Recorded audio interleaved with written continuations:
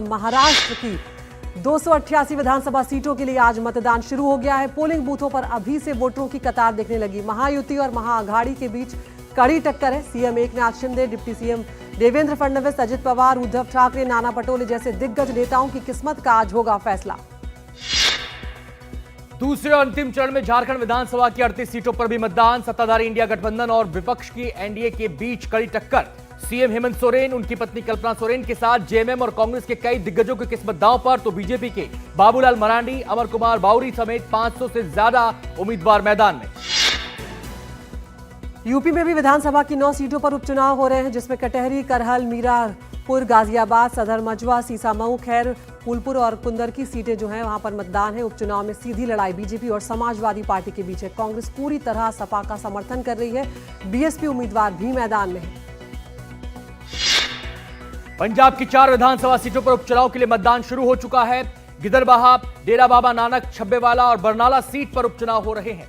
आम आदमी पार्टी, कांग्रेस और बीजेपी में त्रिकोणीय मुकाबला है। वहीं उत्तराखंड की केदारनाथ सीट पर हो रहे उपचुनाव का मतदान भी शुरू हो गया है। यहां 90,000 से ज्यादा मतदाता हैं। महाराष्ट्र चुनाव से ठीक पहले एनसीपी शरद पवार गुट की सांसद सुप्रिया सुले और महाराष्ट्र कांग्रेस अध्यक्ष नाना पटोले पर 2018 के क्रिप्टो करेंसी धोखाधड़ी केस से बिटकॉइन दुरुपयोग और चुनाव में इसके इस्तेमाल का आरोप लगाया गया है। पुणे के पूर्व आईपीएस रविंद्रनाथ पाटिल ने यह आरोप लगाए हैं। सुले ने साइबर क्राइम विभाग में केस किया है और वो मानहानि केस की भी तैयारी कर रही है। बीजेपी ने सुप्रिया सुले के मामले में प्रेस कॉन्फ्रेंस की और सुप्रिया सुले और कांग्रेस के बिटकॉइन ट्रांजैक्शन पर जवाब मांगा। बीजेपी प्रवक्ता सुधांशु त्रिवेदी ने कहा कि सुप्रिया सुले आरोपों पर अपनी बात रखें, एक सोशल मीडिया पोस्ट से काम नहीं चलेगा। वहीं सुप्रिया सुले ने कहा वो जवाब के लिए तैयार है। मुंबई के नाला सोपारा में बीजेपी के राष्ट्रीय महासचिव विनोद तावड़े पर नोट बांटने का आरोप लगा है। विपक्ष ने तावड़े की गिरफ्तारी की मांग की। पुलिस ने 3 अलग अलग एफआईआर दर्ज की है। पहली एफआईआर में तावड़े आरोपी हैं। उन पर साइलेंट पीरियड में चुनावी क्षेत्र से बाहर के नेता की कैंपेनिंग का आरोप लगा है। दिल्ली एनसीआर पर प्रदूषण का कहर लगातार बढ़ रहा है। लगातार चौथे दिन आज भी सांस संबंधित परेशानी और बीमारियों से लोग जूझ रहे हैं। सुबह 5:30 बजे दिल्ली का औसत AQI 400 से ऊपर रहा। ज्यादा गंभीर श्रेणी में दिल्ली का औसत AQI कल 488 रहा। 31 जगहों पर AQI 480 से ज्यादा था। 2 जगह AQI 500 तक रहा। प्रदूषण पर काबू के लिए ग्रैब फोर्स सिस्टम लागू है। मणिपुर में जारी तनाव के बीच जिरीबाम जिले में सीआरपीएफ के साथ कथित मुठभेड़ में मारे गए कुकी समुदाय के 10 युवाओं को श्रद्धांजलि देने के लिए कुकी संगठनों ने कल चूराचांदपुर में ताबूत रैली आयोजित की। इसमें 10 प्रतीकात्मक ताबूतों के साथ प्रदर्शन किया गया। मणिपुर पुलिस ने 11 नवंबर को 10 संदिग्ध आतंकवादियों के मारे जाने का दावा किया था। मणिपुर के कुछ हिस्सों में आफ्पा को फिर से लागू करने के विरोध में राजधानी इंफाल में रैली निकाली गई। हालिया हिंसा के मद्देनजर जारी कर्फ्यू के आदेशों के उल्लंघन पर पुलिस ने जुलूस को कैंपसेट जंक्शन पर रोक दिया। All Manipur united clubs organisation समेत कई संगठनों ने विरोध मार्च निकाला था। दिल्ली में हिमाचल प्रदेश की सरकार के मशहूर हिमाचल भवन की कुर्की करके उसकी नीलामी की खबर से राज्य की राजनीति में भूचाल आ गया। एक कंपनी को 64 करोड़ बकाया नहीं चुकाने पर हाईकोर्ट ने यह फैसला सुनाया। सरकार को विपक्ष घेर रही है और सरकार इसे कोर्ट में चुनौती देने की अब तैयारी कर रही है। बिहार के मुख्यमंत्री नीतीश कुमार की सरकारी गाड़ी का पोल्यूशन सर्टिफिकेट फेल पाया गया। सीएम नीतीश की गाड़ी पर नियमों के उल्लंघन का आरोप है। 4 अगस्त 2024 को इसका पोल्यूशन सर्टिफिकेट खत्म हो चुका है। 23 फरवरी 2024 को भी इस गाड़ी का सीट बेल्ट नहीं लगाने पर 1000 रुपए का चालान काटा गया था। बिहार की पूर्णिया से सांसद पप्पू यादव ने पाकिस्तान से धमकी वाले कॉल के बाद केंद्रीय गृह मंत्री और बिहार के डीजीपी से अपनी सुरक्षा की मांग की है। पप्पू यादव ने पूरे मामले की जांच सीबीआई से करवाने को भी कहा। पप्पू यादव ने पत्र में लिखा है कि अगर मेरी हत्या होती है तो उसकी जिम्मेदारी केंद्र और राज्य सरकार की होगी। महाराष्ट्र के पूर्व गृह मंत्री अनिल देशमुख अब अस्पताल से डिस्चार्ज होकर घर लौट आए हैं। अब उनकी हालत में पहले से सुधार आया है, लेकिन फिलहाल वो डॉक्टरों की निगरानी में रहेंगे। अनिल देशमुख पर अज्ञात लोगों ने नागपुर के काटोल इलाके में हमला किया था, जिसमें उनके सिर पर गहरी चोट लगी थी। अब तक हमलावर का कोई सुराग नहीं मिला है। दिल्ली में शाहदरा के रानी गार्डन इलाके में झुग्गियों में भीषण आग लग गई। 7-8 दमकल की गाड़ियों की मदद से आग पर काबू पाया गया। फायर डिपार्टमेंट के मुताबिक आग झोपड़ियों के साथ ही एक कबाड़ गोदाम तक पहुंच गई। किसी के हताहत होने की खबर नहीं है। जम्मू कश्मीर में श्रीनगर के रनावरी इलाके में भीषण आग लग गई। आग लगने के कारण से 5-6 घर उसकी चपेट में आ गए। दमकल विभाग ने कई घंटों की मशक्कत के बाद काबू पाया। आग लगने के कारणों का पता नहीं लगा पाया।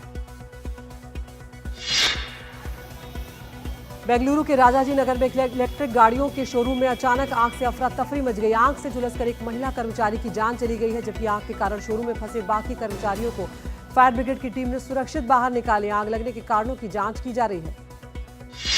झारखंड के देवघर में एक पैसेंजर ट्रेन और ट्रक के बीच टक्कर हो गई। जस्सीडीह जंक्शन के पास नवाडीह रेलवे क्रॉसिंग पर यह टक्कर हुई, जिसके बाद वहां भारी भीड़ जमा हुए। चारों तरफ अफरा तफरी देखी गई। कुछ घंटे तक इस रूट पर ट्रेनों की आवाजाही बाधित रही। अभिनेता विक्रांत मैसी की नई फिल्म साबरमती रिपोर्ट को देखने के लिए बीजेपी अध्यक्ष जेपी नड्डा भी पहुंचे। साबरमती रिपोर्ट की तारीफ पीएम मोदी और गृह मंत्री अमित शाह ने भी की है। ये फिल्म गोधरा कांड पर बनाई गई है। फिल्म रिलीज से पहले से ही सुर्खियों में बनी हुई है। पेटीएम यूपीआई की सेवा अब चुनिंदा अंतर्राष्ट्रीय स्थानों पर भी उपलब्ध होगी। ओसीएल ने पेटीएम इस्तेमाल करने वाले लोगों के लिए संयुक्त अरब अमीरात, सिंगापुर, फ्रांस, मॉरिशस, भूटान और नेपाल समेत चुनिंदा अंतर्राष्ट्रीय स्थानों पर यूपीआई भुगतान सेवा शुरू करने की कल घोषणा की। इससे विदेश में खरीदारी, भोजन जैसी सेवाएं आसान होंगी।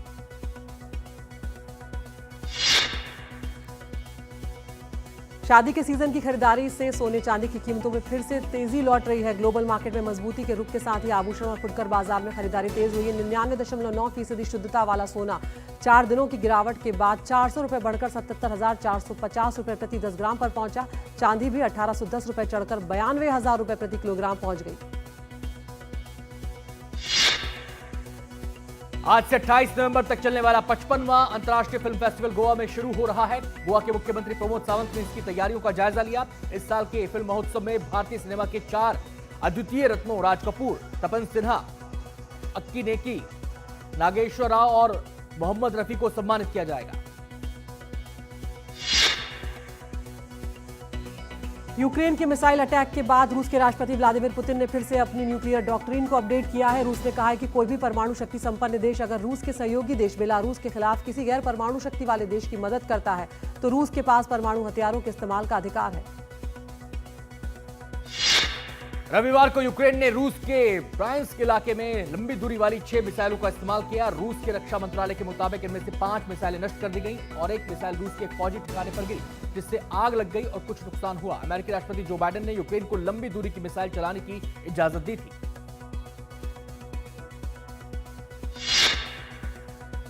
रूस के राष्ट्रपति व्लादिमीर पुतिन अगले साल भारत आ सकते हैं। राजनयिक सूत्रों के मुताबिक दोनों पक्ष इस यात्रा की संभावनाएं तलाश रहे हैं, लेकिन अभी इसे अंतिम रूप नहीं दिया गया है। प्रधानमंत्री मोदी इस साल जुलाई में मॉस्को में जब पुतिन से मिले थे तो उन्होंने भारत यात्रा के लिए आमंत्रित किया था।